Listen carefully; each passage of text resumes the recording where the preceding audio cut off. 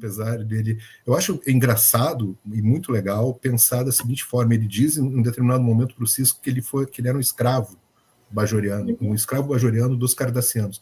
Ele era duplamente escravizado, né? Porque ele foi um escravo dos cardassianos e ele se tornou um escravo da lenda que ele não queria, né? E não é à toa que no final o que ele fala é off the hook, né? Livre, finalmente. Então. Ele vira uma lenda, né? Já que você comentou isso, ele vira uma lenda maior até do que ele era, porque ele dá a vida pelo emissário. Exatamente. Então exatamente, ele se torna uma lenda ainda maior. E dessa vez merecendo, né? Porque ele achava que ele não merecia. E criaram um título inédito para ele de Neyvark, né? Seria um Navarco, sei lá como a gente poderia traduzir. Ele se reportaria somente aos profetas. E aí bem observado, né, Silvio? Ele salva o emissário, né? Tem muita coisa sobre esses episódios assim, mas que nem a gente falou, se a gente fosse pegar tudo ia dar tipo 3 horas, né, só de recepção. Mas o Kate de Cândido, ele fala que é um desperdício esse personagem, porque ele poderia continuar na história, e esse personagem poderia formar uma dupla, por exemplo, com a Kira, que poderia ser muito frutífera, vamos dizer assim, para o enredo de Deep Space Nine no decorrer da Guerra com Domínio, né? E essa é uma coisa que o Kate de Cândido observou, tipo, a morte do personagem é uma morte desperdiçada. Tem uma coisa aqui que alguém falou, que eu não sei se eu coloquei aqui na apresentação, mas se não, depois eu falo, sobre isso, né? Por que ele morre também? É uma das questões dele morrer. Mas o interessante é que essa história, a Jerry Taylor tinha escrito para a nova geração. E aí foi uma história que ficou lá, o Michael Piller se interessou por ela, não, eu quero essa história, nós vamos fazer e tal. Ficou com ela na gaveta lá e nunca fazia, né? E aí um dia ela teve que chegar lá nele e disse, olha, se tu não vai usar essa história é minha, me devolve, né? Porque vou dar um jeito de não sei fazer o que com ela e tal. E aí ele, não, nós vamos fazer, então vamos fazer. Daí fez em Deep Space Nine, né? Aí levou para Deep Space Nine. E realmente, né? Aquilo que tu estava falando antes ali, né, Silvio? É uma história que ela tem que ser feita em Deep Space Nine, né? Não tem como fazer em outra série, né? Aqui o Bear falando sobre o primeiro episódio ainda, eles já tinham estabelecido o conceito, né? Do show e tal, e agora era a hora que eles iam cavar mais fundo, né? Todos aqueles elementos que foram colocados na primeira temporada, né? Então eles optaram por abrir, já tocando o terror com Bajor, né?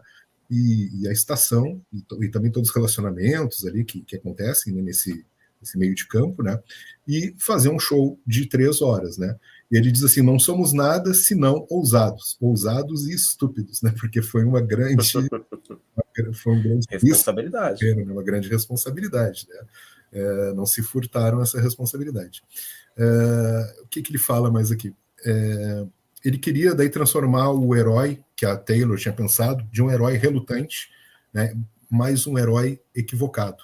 E aí ele também menciona, né, é engraçado que depois do texto que a gente foi discutir do David Seitz, ele também fala do mesmo filme, né, do homem que matou o Facínora, né, que trata não do herói, mas trata da lenda, né, são as duas histórias mostram isso, né, falam de uma lenda, né.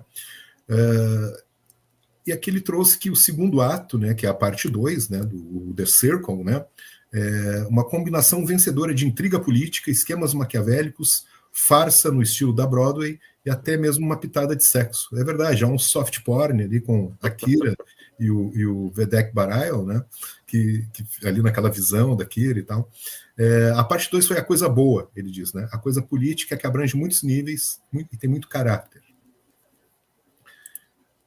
The Circle, Peter Alan Fields, que escreveu The Circle, né? Ele disse que tiveram alguns problemas com o Lee Nalas, né? Ele deveria ser um cara normal, não um covarde, e ele caracteriza o Nalas como um covarde.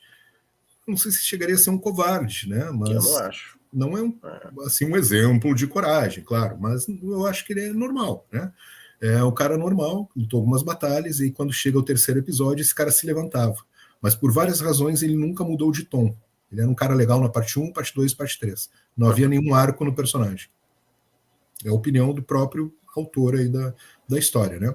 E o Baer diz, ele se perdeu um pouco nas partes 2 e 3. Talvez se tivesse havido uma mão orientadora em todos os 3 shows, sua história teria valido a pena o quanto eu esperava.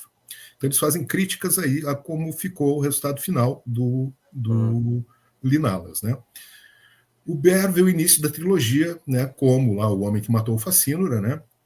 E porque ele gosta, né, do John Ford, gosta desses westerns, né? O Iron Steven Barr é um cara fanático por esse estilo de cinema, e isso está presente em Deep Space Nine. E o Michael Piller gostava daquela história do The Alamo também, que até depois o Bashir e o O'Brien reproduzem lá nas Holosuites, né? Que foi uma grande batalha, tá? O John Ford, né? Cercado. E aí eles trouxeram esses elementos, assim, né? De trazer um pouquinho de cada um para a história, né? Embora houvesse algum desacordo sobre se o personagem de Lee Nalla sobreviveria ou não, né? A decisão foi tomada por Bear, né? Tanto Peter Alan Fields quanto Piller gostariam de ver o personagem sobreviver e possivelmente retornar em episódios futuros, né? Aí ele diz, né? O Fields, matar ele nos traria de volta para a estaca zero, né?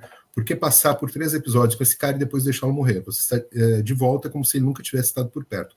Poderíamos ter escrito a coisa toda sem ele. Não concordo com isso. O que tu acha, Silvio e Dariane? Eu também não. Pode falar, Dariane. A questão do mito. Não, é a questão do mito. Nós já vimos tudo ali. Para quem não assistiu algum filme do John Wayne, como aquela pessoa com toda uma masculinidade, uma força e uma potência, e resolvia todas as situações. Esse filme é um pouquinho diferente. O John Wayne resolve a situação, tomando o lugar de outra pessoa, por isso aí a referência. E essa outra pessoa que se imaginou ser o herói, na verdade, incorporou aquela imagem de herói. Tanto que no final ali do filme, do Western que tinha, o que eles diziam? Quando a lenda se torna um fato, nós a publicamos. Era uma questão de referência aos jornais na época, que eles tinham esse herói, o Western tinha um jornal. Sim, o papel do jornalista é muito importante no filme. Era essencial que houvesse esse quarto com o Nallas, porque, olha só, ele começou daquela maneira, como ele contou, que não queria matar ali, enfim, o Cardassiano não imaginou que pudesse matar, foi uma coisa automática que aconteceu. Ele se sentiu retraído e recluso em função disso, que é assustador, mas ele assumiu depois uma postura no final do terceiro episódio, e do meio para o final, e que mostrou que ele não era isento do que ele gostaria de fazer, ele não era isento das características de um herói ou de um mito, porque os heróis e os mitos são formados assim. Ninguém é um Superman que se veio do nada. Não vou nem fazer referência ao Batman do Prof. Silvio, que é uma outra história, que é um trauma gigantesco. Mas não era do trauma, assim. Os grandes heróis que nós temos na vida real são essas pessoas simples, e foi isso que foi mostrado ali, que fizeram a diferença. Quantos filmes nós temos baseados em histórias reais daqueles sobreviventes da Primeira e da Segunda Guerra, e que eram pessoas simplíssimas, assim, que ninguém daria nada por eles, e que eles acabaram salvando uma leva de colegas ali e trazendo eles para a vida ou resolvendo alguma situação. É isso que mostra, né? De que matéria é feito um herói? De que matéria é feito um mito? É feito de um sofisma, uma pontinha de verdade, e depois é criada uma história? Exato. Mas ele não deixa de cumprir o papel dele, em hipótese alguma. Mas são perspectivas diferentes, né? Isso aí.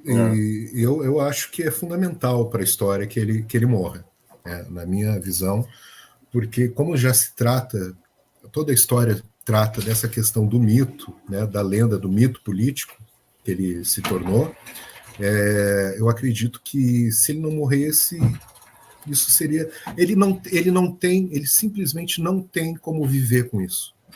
Ele não consegue viver com essa lenda em torno dele, com esse mito. Ele é um escravo mesmo, é uma situação ruim para ele. Ele não gosta disso, ele não consegue. Então, eu acho que seria inviável... No início, né? Lá quando ele foi recebido na estação e circulou pelo promenade, ali, ele viu que ele entrou para comer alguma coisa, tomar alguma coisa, tinha umas pessoas observando ele. Ele quis sair, as pessoas estavam observando. O peso do que ele fez é o peso que muitas pessoas acabam sentindo quando assumem grandes responsabilidades.